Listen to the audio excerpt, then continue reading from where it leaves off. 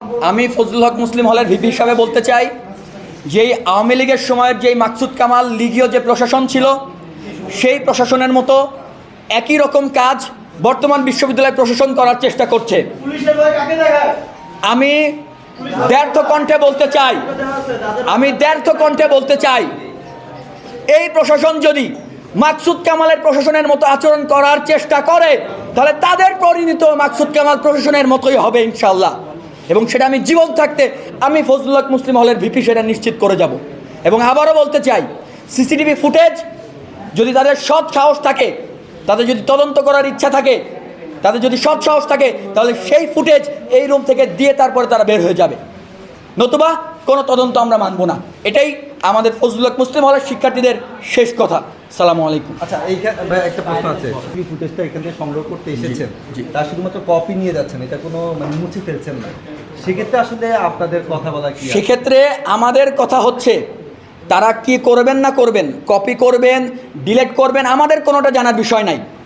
আমি এই হলের একজন শিক্ষার্থী এবং এই হলের শিক্ষার্থীদের প্রতিনিধি ভিপি।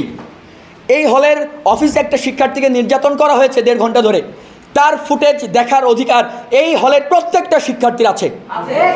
সুতরাং এই ফুটেজ দেয়া ব্যতীত এখন তারা আইনের যত মূলা ঝুলাক তারা এখান থেকে যাইতে পারবে না। যখন ছাত্রদল দিয়ে তারা গুন্ডা বাহিনী দিয়ে এখানে আমাদের উপরে হামলা করালো, আমার জিএসকে আহত করলো গুরুতর, তখন তাদের আইনের কথা মনে ছিল না? তখন আইন কোথায় ছিল? তারা আমাদেরকে বলে যে সব স্টুডেন্টরা সিসিটিভি ফুটেজ দেখলে নাকি বিশ্ববিদ্যালয়ের মান সম্মান নষ্ট হবে। তাহলে যখন বিশ্ববিদ্যালয়ের স্টুডেন্টকে এখানে 1.5 ঘন্টা নির্যাতন করা হলো, আমার জিএসকে আহত করা হলো, ভিপিকে আহত করা হলো, তখন বিশ্ববিদ্যালয়ের মান সম্মান যায় নাই? এই প্রশাসনের উপর আমরা শত ধিক্কার জানাই। আচ্ছা, আপনারা সিসিটিভি ফুটেজ দেখতে চাওয়ার জন্য উপাচার্য বরাবর কোনো লিখিত অভিযোগ করেছেন কিনা? আমাদের এই হলের ফুটেজ দেখার জন্যে বিশ্ববিদ্যালয়ের কোনো নিয়মে উপাচার্য বরাবর কোনো লিখিত দেওয়ার কোনো নিয়ম নাই। ইতোপূর্বে যতগুলা ঘটনা ঘটছে, সাইকেল চুরি হোক, তোফাজ্জল হত্যাকাণ্ডর সময় আপনারা সেটাও জানেন, সে ঘটনা এই হলে ঘটেছিল।